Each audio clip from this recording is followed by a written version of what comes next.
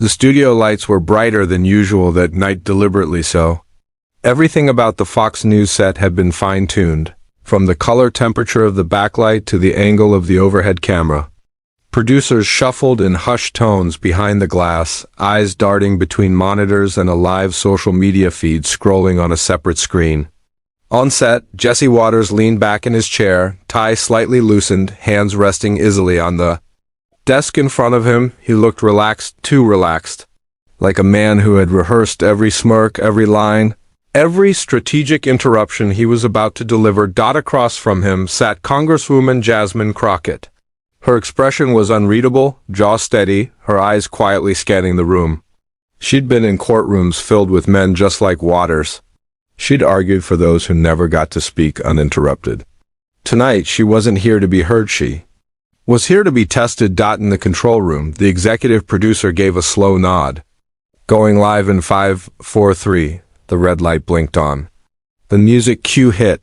Jesse turned toward the camera with that familiar half-smile that had made him a star. "Welcome to Jesse Waters Primetime, where facts don't run and politicians can't hide," he said, chuckling softly before turning to Jasmine.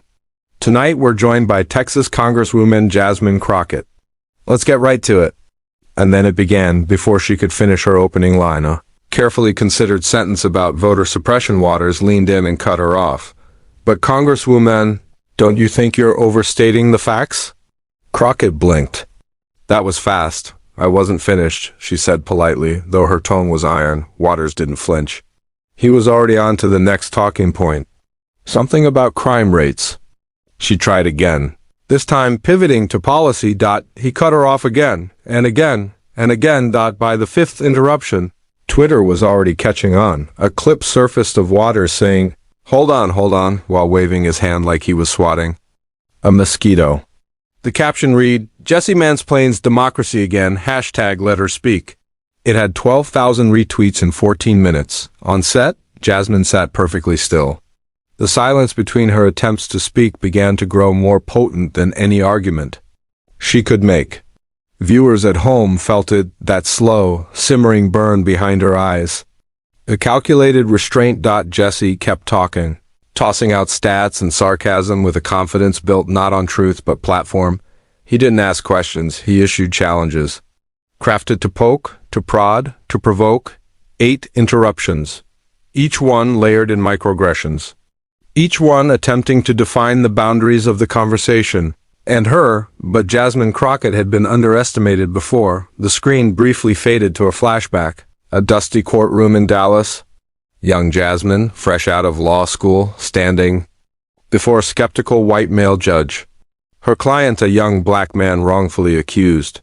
The jury had barely looked at her. The day had smirked through her cross-examination. But her voice had not wavered then.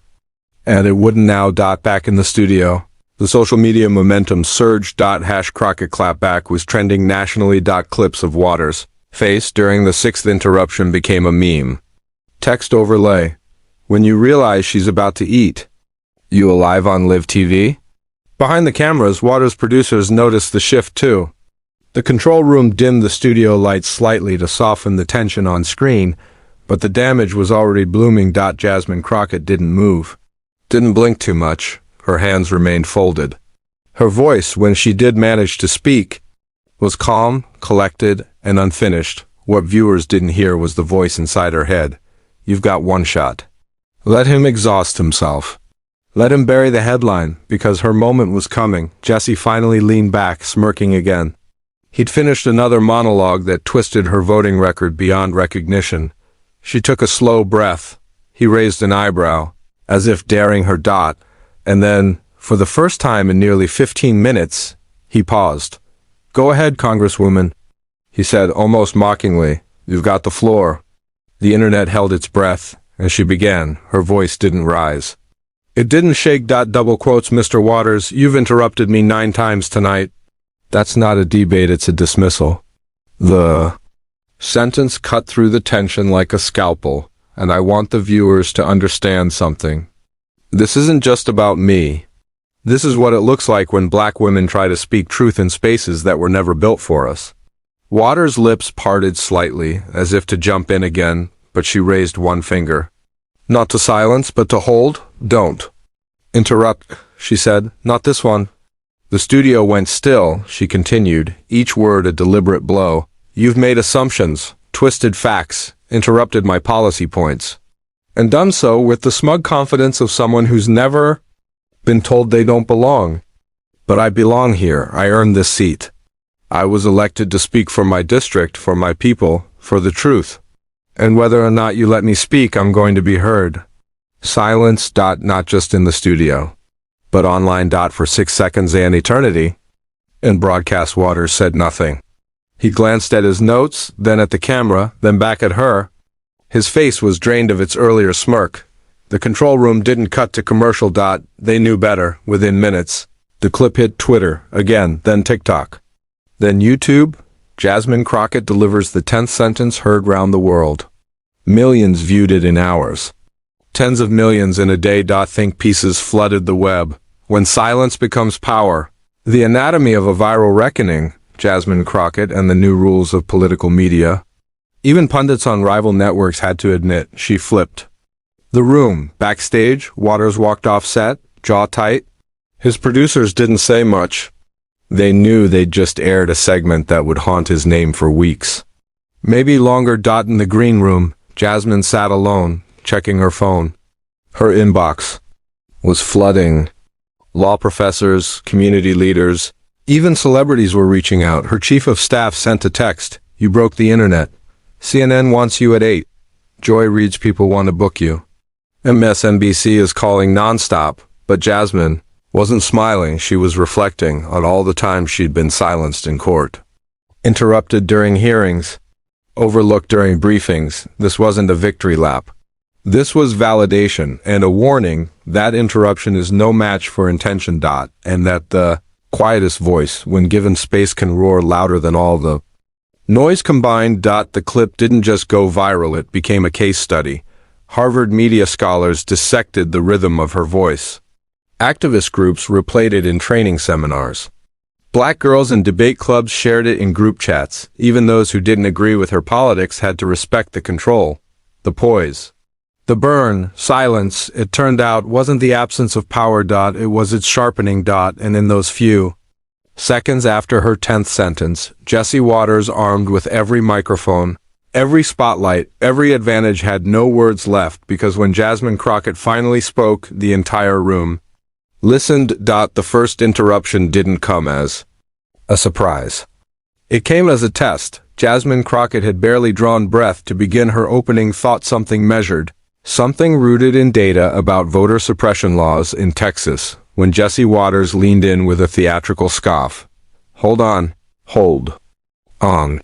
That's just not true, he said, cutting across her with a smirk that felt more choreographed than spontaneous. There was no question in his voice. No curiosity, just control. Jasmine paused, a subtle shift. Her shoulders didn't rise, her voice didn't rush. She blinked once, deliberately. I'd appreciate it if I could finish my sentence, she said, not with anger, but with a kind of cool steel that hinted she had been here before. Many times, Waters chuckled under his breath. Just wanted to keep the facts straight, he added, leaning back in his chair like a man who thought he'd scored a point. But this wasn't about facts. Not yet. This was about terrain. The interruption wasn't just a break in rhythm, it was a declaration of dominance. It told the audience, the control room, and Jasmine herself that the rules here were different. That in this space, on this set, the floor was always his unless wrestled away. Crockett knew that game. Knew it from courtrooms where opposing counsel talked over her objections. From congressional hearings where her mic was cut mid-question. From debates where male counterparts were allowed to pontificate while she was asked to be concise. She exhaled slowly. One beat, two, then picked up exactly where she left off, without acknowledging the interruption again. That was her choice. Not to retaliate. Not yet. Let him talk, she thought. Let him dig the hole. Social media began stirring. On Twitter, someone posted the clip within minutes. Waters interrupts Crockett before she can even finish a single sentence. Hashtag let her speak. Replies followed. She's calm, but I see that fire in her eyes. This isn't a debate, it's a drive-by. Typical. Interrupt the black woman before the truth gets out. The temperature in the room hadn't changed, but the tension had. Backstage, producers glanced at each other.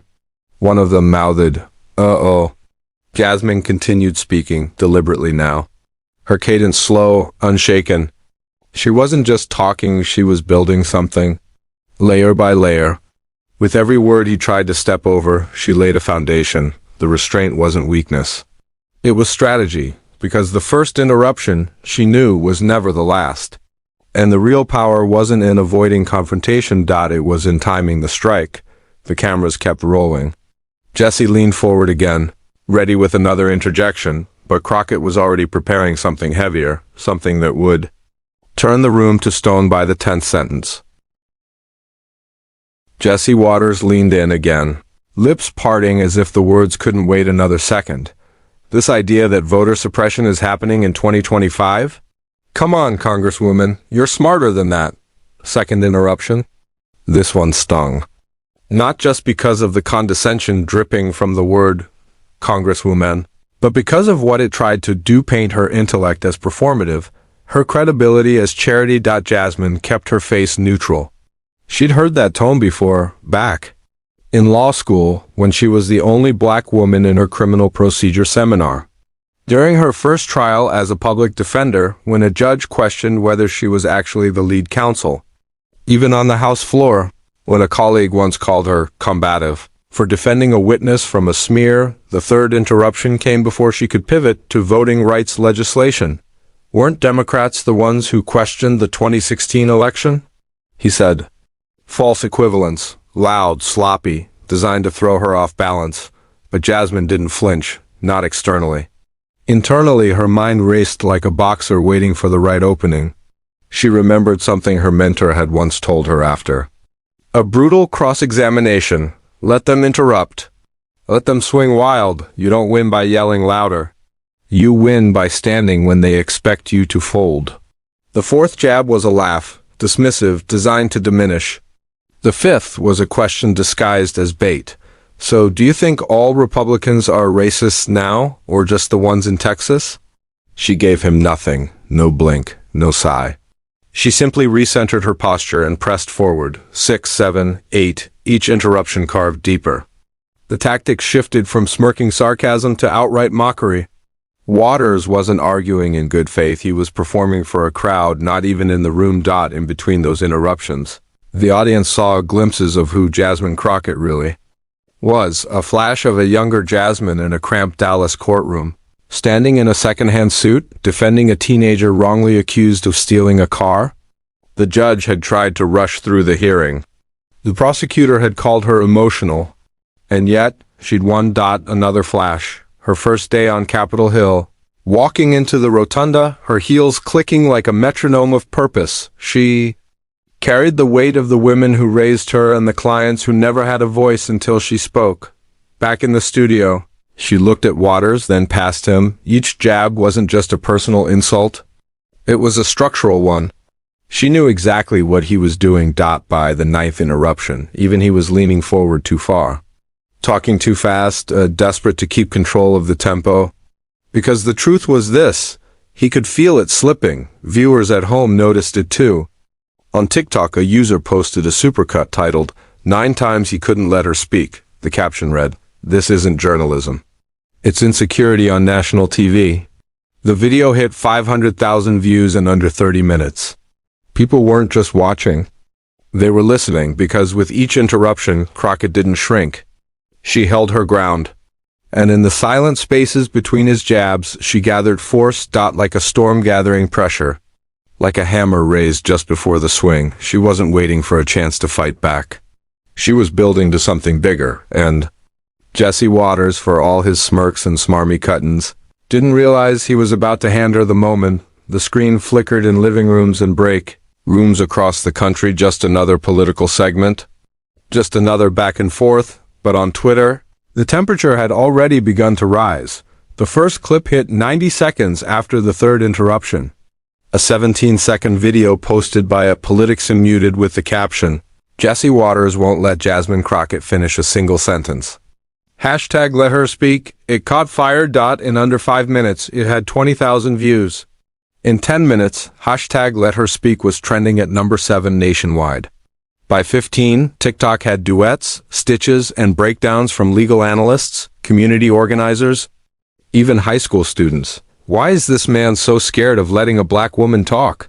One creator asked, overlaying Crockett's calm, unbothered face with the word poise. Another clip focused solely on Crockett's reactions, the blinks, the strategic pauses, the long silences. No yelling, no snapping, just pressure. The caption? This is how you dismantle someone without raising your voice. Hashtag Crockett clapback. Back in the studio, tension rippled behind the glass of the control room. Producers huddled near the monitors, their faces lit blue by Twitter feeds and view counters. One whispered, "We've got a situation." They knew the signs. They'd seen this before, how moments turned into movements. How 5 seconds of footage could alter reputations, careers, elections, but this wasn't just viral. It was electric because the audience wasn't reacting to volume.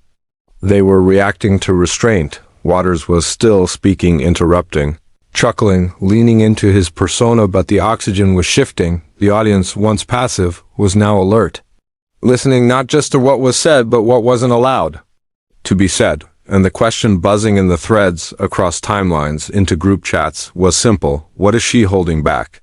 In one viral tweet, a screenshot showed Crockett mid-sentence, Waters mouth open, finger raised. Mid-interruption. The tweet read, "The 10th sentence is going to be biblical." The control room felt it too. A sound engineer adjusted the gain on Crockett's mic as if anticipating something seismic. The executive producer rubbed his forehead. "Let it play out," he muttered. "Don't cut to commercial unless she signals." Because now, the interview wasn't just a segment. It was a standoff. A countdown, 9 interruptions had passed. The silence between them had grown heavier, sharper, coiled like a wire pulled tight. And while Jesse Waters smiled for the camera, oblivious to the title shift outside the studio walls, Jasmine Crockett sat motionless, eyes steady, sentence forming not just in her mind, but in the collective anticipation of millions of viewers who had one simple demand: let her speak. The camera lingered on her face. No words, no reaction. Just the stillness before an eruption, but Jasmine Crockett didn't erupt. She calculated 9 interruptions. 9 strategic cuts into her credibility, each one more arrogant than the last. And still she hadn't raised her voice. Hadn't met Jesse Waters' smirks with fire, not yet. The silence between his last jab and her next breath wasn't empty. It was loaded. Behind her eyes, a war room was assembling. Don't give him what he wants. The angry black woman, the headline. The meme. She wouldn't be baited into fury. She would choose precision. On the surface, she sat composed, hands folded, jaw steady, eyes unwavering. But inside, her chest tightened with the restraint of years. The courtroom, where a white male judge once addressed her co-counsel but never made eye contact with her. The city council hearing, where a man called her articulate like it was a gift he was handing down. Capitol Hill, where smirks like Waters were currency passed casually, like small bills at a poker table. They always underestimate the quiet. They don't see the breath held, the restraint flexed. But Crockett had learned long ago, silence is not surrender. It's strategy, and Jesse didn't realize he had entered her courtroom now. The close-up shot captured it all. The fire behind. Her eyes, the slight shift of her mouth, not a smile, not a frown, but a decision. She was no longer reacting. She was planning. Waters kept going, unaware he was feeding the storm. His words spilled out, another sarcastic question about identity politics, another smirk about liberal tears. He didn't see the shift. He didn't feel the room tighten, but she did. Social media was still surging. The hashtag Crockett clapped back. Tag had passed 1 million impressions. One post read, "She's loading the chamber. He just doesn't know it." In the control room, the executive producer leaned forward. "She's got something," he muttered. "Let it roll." Jasmine blinked. then slowly tilted her head, not in submission, but in silent confirmation. Let him keep talking. Let him think he's won. Because when the 10th sentence lands, it won't be loud. It'll be lethal. She looked at Jesse now, but not as a threat, not even as an equal. He was a setup. And she was holding the punchline. The silence ended, not with sound, but with breath. A long inhale. A slow, calm exhale. She was ready, and when she finally spoke again, it wouldn't just be an answer. It would be the moment that made everything go still. Before the studio, before the Capitol, before the cameras and the countdown to her 10th sentence, there was East Texas, and there was a girl who learned early what silence could cost. Jasmine Crockett grew up in the sweltering heart of the South, in a town where history lingered like humidity. Her father was a blue-collar worker. Her mother a teacher who moonlighted as a tutor for kids who couldn't afford to fail. They didn't raise her to be loud. They raised her to be sharp. Because they knew the world wouldn't hand her a microphone, it would hand her tests. She passed everyone. In high school, she led the debate team not because she shouted louder, but because she dismantled arguments with surgical calm. A teacher once said, "You're too composed for your age." She smiled politely, but inside she thought, I have to be. At the University of Houston Law School, she was one of a handful of black women in her class. The pressure wasn't spoken, but it was felt in every glance, every lowered expectation, every, "You're so well-spoken," masked as praise. She never cracked. Instead, she built her name defending the people no one else would, wrongfully arrested. Teenagers. Immigrant mothers caught in systems too complicated to survive alone. She didn't just argue cases, she translated pain into precedent. Her first high-profile courtroom win was a case the day thought she couldn't handle. A client accused of aggravated assault during a traffic stop gone wrong. They tried to intimidate her with procedural traps and character digs. She tore it all down methodically, mercilessly, and without ever raising her voice. That win didn't make headlines. But it did catch the eye of the local community. They started showing up to her hearings. They started calling her our lawyer. And eventually our fighter. Politics came later. But the fight had always been there. When she ran for the Texas House, people said she was too bold. When she ran for Congress, they said she was too new, too young, too loud, too visible. But beneath every critique was the same coded message: you don't belong here. She walked in anyway, and when she arrived in Washington, she didn't come to assimilate. She came to advocate. Her style didn't mirror the polished platitudes of Capitol Hill. She brought the fire of courtroom testimony, the sharpness of cross-examination. And every time someone tried to silence her, she let her presence speak louder than their doubt. That's why today, sitting across from Jesse Waters, staring down a man whose strategy was volume, whose currency was interruption, she didn't budge. Because Crockett had been underestimated her entire life. And it never scared her. It warned her opponents. The flashback faded. The studio lights returned. And she was still there, stone still, spine straight, gathering the weight of everything she'd lived through, not rattled, refined. She wasn't just answering questions now. She was standing on every insult, every dismissal, every moment someone tried to shrink her, and the man across from her. He had no idea what kind of fire he'd just provoked. The laughter was the last mistake. Jesse Waters, leaning back in his chair, half grinning, half gloating, let out a dismissive chuckle. Not loud, not theatrical, but enough. Enough to signal that he believed he'd won. That whatever fire had once been in Jasmine Crockett had been smothered by the weight of interruption. He leaned in toward the desk mic. "I'll give you a moment," he said, mockingly generous. "As long as you don't filibuster."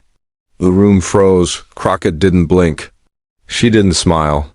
She simply reached forward slow, deliberate, and adjusted her microphone half an inch closer. No rush, no nerves, just control. Absolute, surgical control. She sat back up, her hands folded lightly, eyes locked on him, not with anger, but something sharper, something colder. The look of a surgeon before the first incision. Then she said it. 10 words, measured, clear, unflinching. "Jesse, it's funny how men like you define order." That was it. That was the opening dot. It wasn't loud. It wasn't rushed. It didn't need to be dot. The air shifted instantly.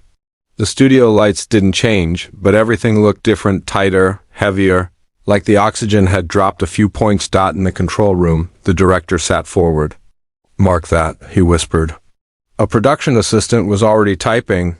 The 10th sentence. Waters blinked. Just once. A flicker of awareness. Something was happening because it wasn't just a sentence. It was the breach of a dam, and everyone knew what came next was no longer an answer to a question.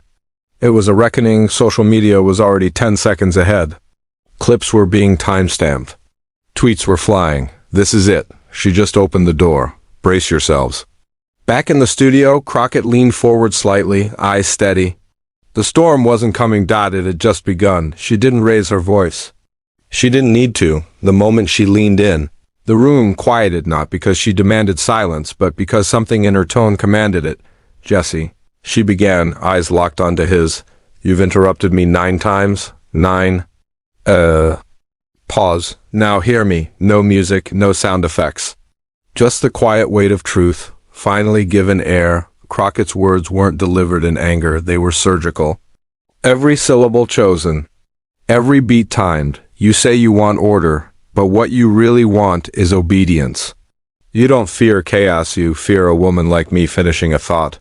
Waters shifted in his chair. He opened his mouth. She didn't even glance at him. "I let you talk," she continued. "I let you interrupt, dismiss, deflect because I wanted the people watching to see it, not hear about it, not read a headline. See it. See how easily you condescend when a black woman challenges your version of reality." The studio was still. Producers behind the glass froze, mouths half open. Camera operators gripped their rigs tighter. Nobody dared cut away. Waters forced a laugh. "Well, if you're done playing the victim," she turned to him, calm, poised, devastating. "I'm not a victim," she said. "I'm your mirror." A silence so full it was deafening. Then she pressed on, voice unwavering. "You mock the truth to protect your platform. You weaponize interruption to dodge accountability. And you think if you talk over me enough times, people will stop noticing that you've got no answers, just volume." Waters leaned back, quiet now. His smirk was gone. Crockett continued, her voice even lower, intimate, like she was speaking to more than just him. "I'm not here to outshout you. I'm here to outlast you. Because this moment, this is what happens when we stop asking for permission to speak." She leaned back, finally. The studio felt like a courtroom after the closing argument, airless, sealed tight. Waters didn't respond. Couldn't. And he wasn't the only one. In that instant, every viewer knew this wasn't just a comeback. It was a seizure of space. A reclamation of voice. 9 chances she had let him take, but the 10th. That belonged to her. At first, it was just another clip. A 37-second video uploaded by a junior producer at the network titled Only. Representative Jasmine Crockett responds. Within 4 minutes, it had 20,000 views. Within 15, it was trending globally. By the end of the hour, Twitter the internet had stopped spinning. It had locked on that single sentence. "I'm not a victim. I'm your mirror." It looped across every feed. On TikTok, creators stitched it with soundtracks, power, poise, precision. On YouTube, political commentators paused mid-monologue, visibly stunned. On Twitch, reaction streamers froze, then whispered, "Play it back." Hashtags surged like a digital uprising. Hashtag the 10th sentence. Hashtag let her finish. Hashtag Crockett effect. One meme showed Crockett's calm face juxtaposed with Waters' paling expression. Caption: "When the scalpel cuts deeper than the scream." Another said simply, "She didn't clap back. She closed the book." Editorials flooded, in some praising her restraint, others marveling at her rhetorical power. Even her critics' habitual, performative smug went quiet. There was nothing to twist. No meltdown, no viral outburst, just surgical dismantling, and that silence? That was louder than any applause. Overnight, the moment became a case study in media classes, in political forums, in every group chat where someone had ever been spoken over. A Professor of rhetoric tweeted, "This is what Aristotle meant by ethos, logos, and pathos delivered in 10 words." Back at the studio, Waters' team huddled. No spin cycle could neutralize it.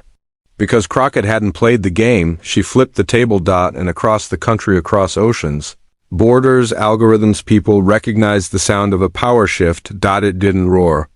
It whispered, "Now hear me." The clip played on a loop in the executive conference room, muted, but unmistakable. Jasmine Crockett's voice, her unwavering gaze, her final sentence, it all echoed in the silence that now gripped Fox News. Headquarters. The mood? Controlled panic. Producers traded nervous glances. Senior VPs leaned back in their chairs, jaws clenched, eyes twitching toward their phones. No one said it out loud, but the headline they feared had already been written. Waters outmaneuvered by Congresswoman Crockett on his own show. Inside Jesse Waters' private office, the tension was volcanic. He was pacing, lips thin, muttering about editing, context, tone, anything but accountability. "They're making it viral because she's a black woman," he snapped at his assistant. But the words rang hollow. Even he knew this wasn't about identity politics. This was about getting outplayed in real time. On live TV, a Fox News PR manager suggested issuing a joint clarification clip. Waters refused. "I'm not giving her the satisfaction," he spat. But satisfaction had already left the building, with her mic drop still reverberating. Behind the scenes, producers floated a troubling question. Why do we keep inviting powerful women of color on this show just to shout over them? No one wanted to answer. Because the answer was built into the format. And today, that format failed. For Crockett, there was no need to gloat. No follow-up tweets, no press tours. She let the silence speak. Fox tried to pivot. They booked new guests, changed segments, ran distraction stories. But everywhere Waters went, on the street, at events, even in the airport, people stopped him not to argue, but to smirk. One man said, "Hey, Jesse, did you ever let her finish?" Then walked away. The network had weathered storms before, scandals, lawsuits, ratings dips, but this one felt different. Not because it was explosive, because it was undeniable, measured, meticulous, and surgical. Crockett hadn't burned the house down. She had walked in, found the foundation, and quietly pulled a single brick. Now the structure was shaking, and Fox News couldn't stop it. The car door shut with a soft click. Finally, silence. Jasmine Crockett exhaled, her back sinking into the seat. No lights, no cameras. Just her, the hum of distant traffic, and the soft glow of her dashboard. Her phone was a war zone. Text from colleagues, DMs from strangers, missed calls from major networks. Twitter was on fire. But for a moment, she didn't touch it. Instead, she looked ahead at nothing in particular, and let the weight of what just happened settle. 9 interruptions. 9 slaps of disrespect, each one daring her to break, to lash out, to become what they wanted her to be. And yet, she didn't. She remembered the courtroom battles, the long nights studying case law, the subtle smirks from older white attorneys who thought she'd crumble under pressure. She remembered being the only black woman in the room, and how she learned to make every word count. This moment wasn't an accident. It was the sum of years spent sharpening edges. It was earned. She picked up her phone, scrolled past the noise, and paused on one message. "My daughter watched you," she said. "She sounds like me. Thank you for not backing down." A small, tired smile crept onto Jasmine's face. Not the smile of victory. The smile of recognition. Because she hadn't done it for viral moments. She had done it for every woman who sat in meetings unheard, for every girl told to shrink, to smile, to stay quiet, for every time someone like Jesse Waters called dominance order and silence decorum.